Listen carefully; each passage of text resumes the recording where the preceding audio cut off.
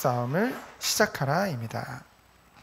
로마서 14장 말씀은 12장부터 13장, 14장 이렇게 쭉 15장까지 하나님의 완전하신 그 은혜로 구원받은 주의 백성인 성도가 마땅히 삶 가운데 행해야 할 그 축복과 열매에 대해서, 특별히 의의 실천에 대해서 말하고 있죠. 이것은 흔히 유대인들이 말하는 행위로 구원을 받는 것, 그것을 말하는 것이 아닙니다. 구원받은 그 그리스도의 그 피값으로 구원받은 주의 백성들이 마땅히 삶 가운데 누릴 그의 의의 실천에 대해서 얘기하고 있는 것이죠. 당연히 하나님의 은혜로 구원받았다고 한다면은 정말로 하나님의 그 영인 성령이 우리 안에 계시기 때문에 정말 선한 일을 위하여 지음받은 자라는 그 말씀과 같이 그 열매가, 그 의의 열매가 우리의 삶 가운데 그대로 나타날 수밖에 없는 것이죠. 그것을 우리가 다시 한번 말씀을 통해서 깨닫고 그 말씀대로 인도받는 선림들 되어지기를 예수 그리스도 이름으로 축원드립니다. 먼저 첫 번째로 형제를 비판하지 말라고 하고 있습니다. 이러한 바울의 말씀이 나오는 그런 성경의 배경을 보면은요, 이제 로마 교회, 그 초대교회 속에 무엇이 있었냐면요, 유대인들도 있었고 이방인들도 있었죠. 그리고 믿음이 있는 자들, 그리고 믿음이 약한 자들도 있었고요. 근데 그들 간에 갈등이 자꾸만 생기는 것입니다. 우리가 생각할 때는 믿음이 좋은 자들이 믿음이 약한 자들을 돌봐주면서 함께 인도받으면 되잖아요. 근데 서로 비난하고 판단하는 그런 갈등이 계속 일어났다는 거죠.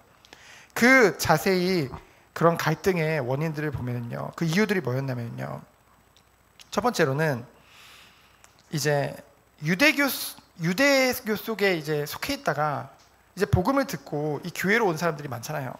그러다 보니까 유대교 속에 있었을 때처럼 안식일이나 여러 가지 절기들을 다 지켜야 된다, 그러한 자들이 있었던 거죠.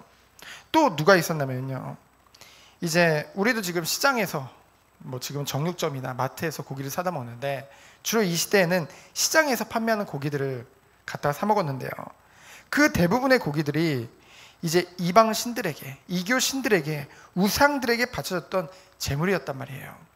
그러다 보니까 그것을 어떤 자들은 그래, 그리스도의 확신 가지고, 그래, 우리가 이런 것에서 다 이제 자유함을 얻었는데, 그리스도 안에서 악한 것이 없는데 다 선한 것인데 하나님이 이 모든 것을 먹을 수 있는 이 축복을 우리에게 허락하셨다. 그래서 믿음이 강한 자들은 그것을 먹는 거죠. 근데 반대로 그런 것을 먹을 때마다 뭔가 마음에 걸리는 것이 있는 자들이 있다는 거죠. 그런 자들은 뭐예요? 이제 채식만 하게 되어진 것입니다. 근데 중요한 것은 서로 판단하는 거예요. 고기를 먹는 자들은 저 믿음이 없어서 채식만 먹는다 이러고, 채식을 먹는 자들은 저 하나님 앞에 부끄럽지도 않냐, 이방인들이 먹는 것을 가지고 저렇게 먹는다 이러면서 서로 판단하고 있는 거죠. 또 이러한 것들에 구애받지 않고요, 자유롭게 신앙생활하는 자들도 있었어요. 내 신앙이 중요하지, 하나님 앞에서 꺼리낄 거 없으면 상관없지 않냐. 근데요, 이런 단어가 나옵니다. 그 아디아포라라는 말이 있어요. 아디아포라 하면 좀 어렵죠. 그 말이 뭐냐면은 성경에 해라, 하지 말라라고 이렇게 딱 언급이 안 돼 있는 거예요. 하지만 그래서 그 자체가 뭔가 선하거나 악한 것이 아니라는 거죠. 상황과 목적에 따라 다르게 뭔가 설명될 수 있는 것들. 그래서 우리나라 교회를 예를 들면은 이제 술을 마시는 것과 그리고 담배를 피는 문제들이 있습니다.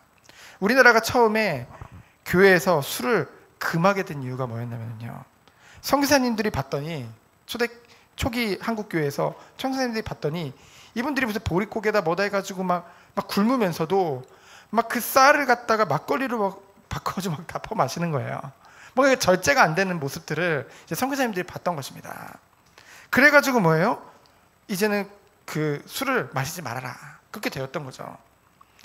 그리고 사실 이제 예를 들면은 담배라고 했을 때 성경에 담배를 피워라, 피우지 말라 말이 없잖아요. 하지만은 우리가 생각할 때 담배를 피우는 것이, 우리가 예를 들면은 목사가 담배를 피운다, 목사가 술을 많이 마신다, 그러면은 성경에 물론 이제 장로에 대해서 이제 장로는 이제 술을 즐기지 않는 자라는 그런 분명한 그런 것이 있지만은 어쨌든 마시면 안 된다라는 것은 없었거든요. 하지만 그 모든 것들이요, 결국은 뭐에 덕이 안 되는 거예요? 믿음이 약한 자들에게 있어서는 그것이 덕이 안 된다는 거죠. 또한 그것이 믿음이 강한 자라 할지라도 자신의 신앙 양심상, 사실 제가 목회자잖아요. 목회자의 신앙 양심상 당연히 그 모든 것들을 안 하는 것이 더 교회에 유익이 되거든요. 그렇죠? 그러한 것들을 이제 아디아포라라고 합니다. 그래서 시대마다 자꾸 바뀌어요. 절대적인 건 아닙니다. 예를 들면은 우리나라 초대교회 어땠어요? 초기 교회가 어땠냐면요, 주일날 현금을 사용하는 것을 안 된다고 생각했어요. 그렇죠? 그래서 저기 그런 고려 신학, 이게 교단 중에서 고려파 같은 경우에, 고신 같은 경우에는 주일날 뭐 사 먹으면 안 된다, 슈퍼 가면 안 된다, 뭐 합동 측도 옛날에는 그랬다고 하더라고요. 근데요, 그것이 시대에 따라서 달라지잖아요. 그러한 것들을 가지고 오늘 이제 로마서 14장에 다루고 있는 것입니다. 그래서요, 먼저 1절로 3절을 보니까 제가 읽어드리겠습니다. 믿음이 연약한 자를 너희가 받되 그의 의견을 비판하지 말라. 어떤 사람은 모든 것을 먹을 만한 믿음이 있고 믿음이 연약한 자는 채소만 먹느니라.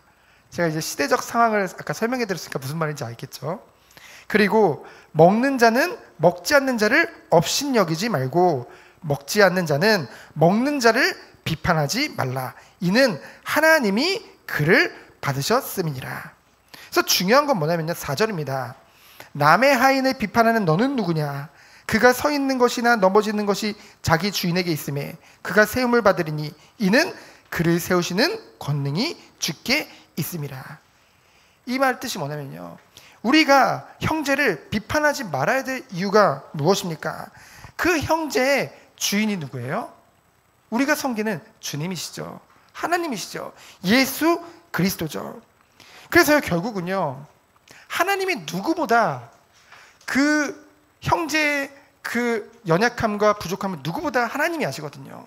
근데 중요한 것은 그를 연단시키고 그가 세워지도록 이끄시는 분은 하나님이시라는 거죠. 주인이 하나님이시잖아요.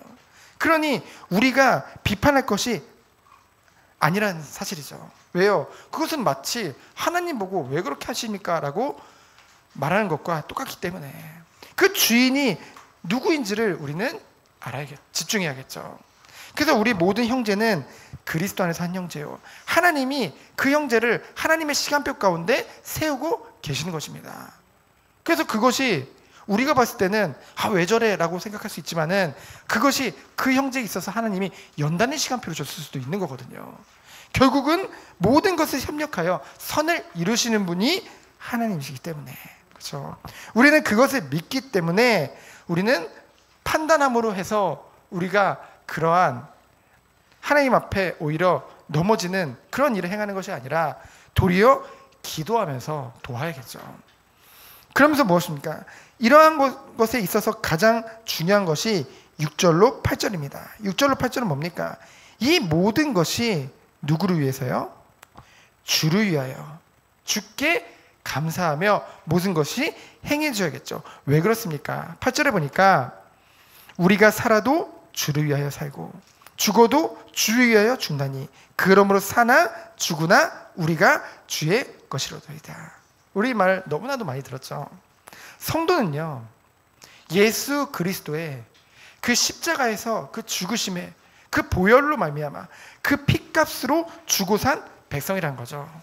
그렇기 때문에 뭐예요? 이미 우리는, 이 말이 좀 웃긴데요, 우리는 우리 것이 아닙니다. 나는 내 것이 아니에요. 그렇죠? 우리는 하나님의 것입니다. 그래서요, 우리는요, 하나님께 온전히 모든 것을 다 바쳐서 영광을 돌리는 것, 그것이 당연히 주의 피값으로 산 백성이 누릴 축복이겠죠. 고린도전서 6장 19절로 20절에 바울이 또한 이것에 대해서 고백하고 있습니다. 너희 몸은 너희가 하나님께로부터 받은 바 너희 가운데 계신 성령의 전인 줄을 알지 못하느냐. 너희는 너희 자신의 것이 아니라 값으로 산 것이 되었으니 그런즉 너희 몸을 하나님께 영광을 돌리라. 너희 몸으로 하나님께 영광을 돌리라. 그래서요, 사실은 그리스도 안에서 정말 새로운 피조물이 된 우리들은요, 그리스도 안에서요 새롭게 된 우리들은 뭡니까? 더 이상 나를 위한 삶의 목표가 존재하지 않는 거예요. 그것이 참된 은혜를 받은 자가 누릴 축복입니다. 그래서요, 뭐예요? 우리 죽음 또한 주님의 주권하에 있고, 결국은 삶과 죽음, 그 모든 것들이 온전히 주님이 소유하셨다는 거죠. 그래서 주님께 맡기고 정말로 하나님이 원하시는 것이 무엇인가, 그것에 매일매일 집중해야 될 줄 믿습니다. 그런데 10절에 정말로 성도 간에 서로 비판하고 판단하는 것들이 무의미한 이유에 대해서 명확하게 바울이 말씀하고 있죠. 10절에 뭐라고 했습니까? 내가 어찌하여 내 형제를 비판하느냐, 어찌하여 내 형제를 업신 여기느냐, 우리가 다 하나님의 심판대 앞에 서리라. 이것은 무엇입니까? 성도들의 모든 행위들은요, 우리가 서로 비판하거나 그렇게 안 해도 결국은 하나님의 심판대 앞에 모두 드러나게 될 것이라는 거죠. 주님 재림오시는 그날 구원받은 백성도요 심판대 앞에 섭니다. 지옥에 가기 심판대가 아니에요. 지옥에 가기 위한 심판대가 아니에요. 우리는 한번 구원받았으면요, 구원에서 떨어지는 것은 있을 수 없는 일입니다. 왜요? 하나님의 완전하신 예정 속에 있기 때문에. 이것은 무엇을 말하냐면요, 우리가 살아가면서 지었던 모든 것들이 그 심판대 앞에서 하나님 앞에 이제 칭찬도 받게 되고 그것에 대해서 판단도 받게 되어진다는 거죠. 결국은 모두 드러날 수밖에 없는 것들입니다. 그래서 우리가 굳이 그것을 서로 판단할 이유가 없다는 거죠. 이것에 대해서 로마서 2장에서도 이제 바울이 남을 판단하지 말아야 될 이유에 대해서 말을 했었잖아요. 2장 1절에 보면 뭐라고 했습니까? 판단하는 자가 같은 일을 행하는 거기 때문에.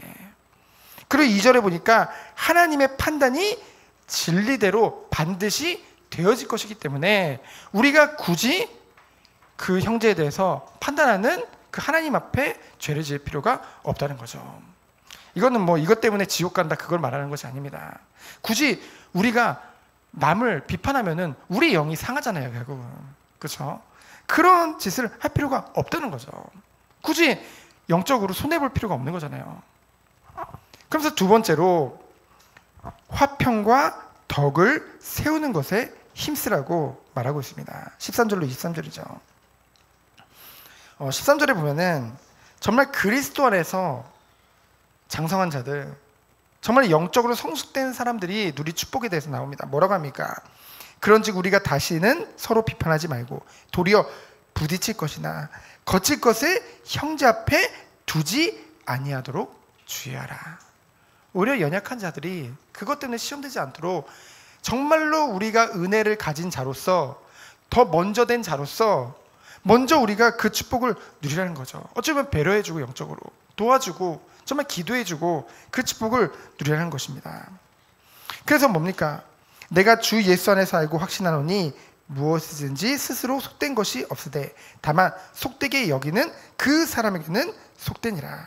아무리 내가 당당해도요, 아무리 내게 거칠 것이 없다 할지라도 정말 받아들이는 사람이 그것이 마음에 걸린다고 한다면은 우리는 그리스도 안에서 우리에게 자유가 있기 때문에 음식에 더 이상 매일 게 없다고 했거든요. 무엇이든지 감사함으로 먹으라고 했거든요. 하지만 우리가 먹는 것으로 인해서 혹시라도 그 믿음이 약한 자들이 그거로 인해서 시험을 들거나 넘어진다고 한다면은 정말 우리가 은혜를 받은 자로서 그것을 스스로 절제할 수 있는, 그것이 하나님 앞에서 덕이 된다는 것을 말씀하고 있습니다.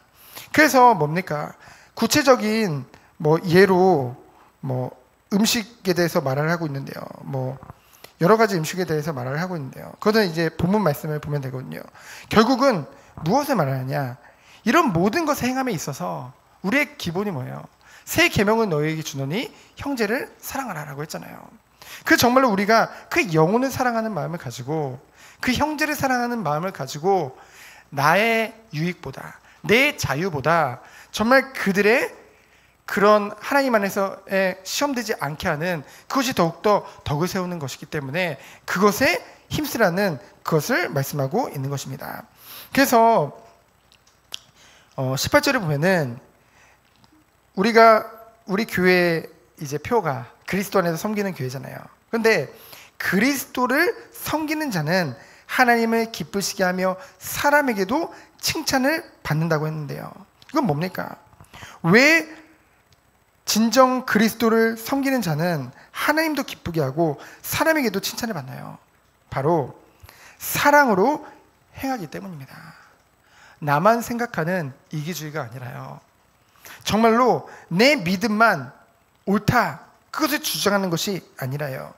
내 자유만을 남용하는 것이 아니라 도리어 믿음이 연약한 지체를 돌보는, 배려할 수 있는 그 힘이 있는 자들, 그것이 하나님이 원하신 참된 성도의 모습이라는 것을 말씀하고 있는 것입니다. 그래서 뭡니까? 고린도전서 9장 22절을 보면은 바울이 이런 고백을 했어요. 약한 자들에게는 내가 약한 자와 같이 되고, 그리고 뭡니까? 그 이유가 뭐예요? 약한 자들을 얻고자 함이요. 내가 여러 사람에게 여러 모습이 된 것은 아무쪼록 몇 사람이라도 구원하고자 함이니라. 그 바울이 대단한 사람이잖아요. 그 시대 사도의 권위는요, 지금의 목회자랑 비교할 수가 없습니다. 그렇죠? 그럼에도 불구하고 약한 자들 앞에서 약한 자가 되고 그 사람들에게 또 맞춰주고 그랬던 이유가 무엇입니까? 결국은 그들을 살리기 위해서. 왜요? 복음은 살리는 것이기 때문에. 그 증인의 축복을 바울이 누렸다는 것이죠. 그래서 19절에 보니까 무엇을 고백합니까? 그러므로 우리가 화평의 일과 서로 덕을 세우는 일을 힘쓰나니. 덕을 세우기 위해서 뭔가 나의 신앙을, 내 신앙, 내 기준, 그것을 주장하기보다 연약한 자의 신앙에 기준을 두는 거예요. 그 말이 뭔가 다르죠. 정말로 교회를 생각하고 성도를 생각하고 그 영혼을 사랑하는 자들은 그 연약한 자의 신앙에 기준을 두어서 자신의 자유도 제한하고, 왜요? 덕을 세우기 위해 계속 반복하는 말인데요. 결국은 항상 우리가요, 기도하면서 신앙 양심에 꺼리끼는 것은요, 행하지 않는 것이 하나님이 원하시는 것입니다. 그것에 대해서 오늘 말씀에 이제 예로 21절에 보니까 고기와 포도주를 예로 들었죠. 고기를 먹는 거, 포도주를 마시는 거, 그게 무엇이 문제가 되겠습니까? 우리 구원에 있어서. 하지만 그거로 인해서 아까 말했듯이 저 이방인에게 그 제사를 올렸던 건데 라는 생각을 할 수도 있고, 그리고 뭔가 저 포도주 사람을 취하게 하고 너무 좀 그렇게 하지 않나? 그럴 수도 있지만은 그 모든 것들마저도 결국은 뭐예요? 기준은 영혼을 두고 연약한 자들을 두고 행하는 것이 하나님 앞에 맞다는 것이죠. 그래서 결론은 무엇입니까? 나 하나만의 이기주의를 떠나서 교회의 공동체 전체를 위해서 함부로 남을 판단하거나 비난하거나 절제함 없이 스스로의 생각과 기준만으로 거침없이 행동하잖아요, 사실은. 근데 그런 것들이 결국은 교만이라고 오늘 분명하게 바울은 말하고 있죠. 그래서 우리들은 어떤 축복을 누려야 되겠습니까? 이런 말을 우리는 잘 많이 안 쓰잖아요. 자기 절제, 자기 희생, 그런 말을 안 하는데요. 정말로 힘을 가진 자들이 자신을 절제할 수 있고요. 정말로 영적인 힘을 가지고 하나님의 은혜를 받은 자들이 자신을 희생할 수도 있는 것입니다. 그래서 뭐예요? 결국은 하나님이 원하시는 이 교회와 그 영혼과 후대를 살리는데 그것이 유익하다고 한다면은 정말 우리 모든 것을 드릴 수 있는 그 축복을 누리는 것.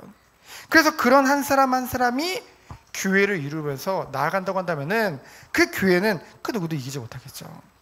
그것에 대해서 말하고 있는 것입니다. 그래서 우리들이요, 정말로 하나님이 우리를 그리스도의 완전한 은혜로 구원해 주셨어요. 자녀라는 신분을 주셨습니다. 근데요, 자꾸만 율법은 나쁜 거야 라는 생각이 우리도 모르게 있어요.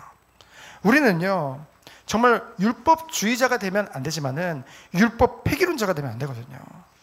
정말로 그리스도 안에 있으면은요, 성령이 우리 안에 내주하셔서 주인 되셔서 우리를 성전 삼으셨잖아요. 그럼 뭡니까? 우리는 당연히 하나님이 원하시는 삶의 그리고 그 열매들이 나타날 수밖에 없는 것이죠. 갈수록 그리스도 안에서 우리가 새롭게 되어지고 그리스도 안에서 성화될 수밖에 없는 것입니다. 근데 중요한 것은 그 시간표가 다 다르다는 거예요.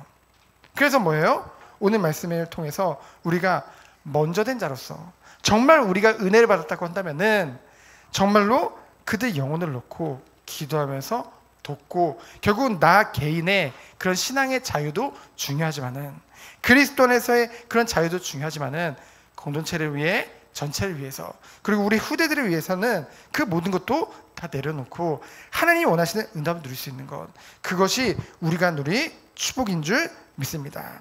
그래서 오늘 제목이 참된 영적 싸움이라고 했는데요, 도대체 참된 영적 싸움은 무엇일까요? 물론 이것은 혈과 육의 상담이 아니에요. 그렇죠? 권세자들과 세상 주권자들과의 싸움을 에베소 6장에 말씀하고 있는데요, 이 싸움은 무엇을 말합니까? 우리도 알게 모르게 자꾸만 사단을 탓할 때가 너무나 많아요. 모든 것이 사단에게 속았어. 사단 탓. 하나님은 그리스도 안에서 우리에게 완전한 구원을 허락해 주셨죠. 그리고 우리에게 모든 것들 가운데 유혹하는 사단과의 싸울 수 있는 그 예수 그리스도의 이름에 권세를 주셨습니다. 그래서 우리들은요, 그 속은 게 자랑이 아니거든요. 근데 우리는 계속 속았다는 말을 입에 달고 살아요. 하나님 원하시는 것이 아니겠죠. 그래서 정말로 결국은 우리가 이 땅에 살 삶이 길은 것 같지만은 굉장히 짧습니다. 그렇죠? 우리가 그리고 2번, 3번 살았으면 좋겠는데 단 한 번뿐인 인생이거든요. 정말 우리가 이 땅에서의 삶을 마치고 이제 천국에 가고, 또 세계복음화된 그날 예수님이 재림하셨을 때 정말 우리도 부활의 몸을 입고 그 앞에 하나님이 하늘 상급에 그 축복을 누리게 되어질 거거든요.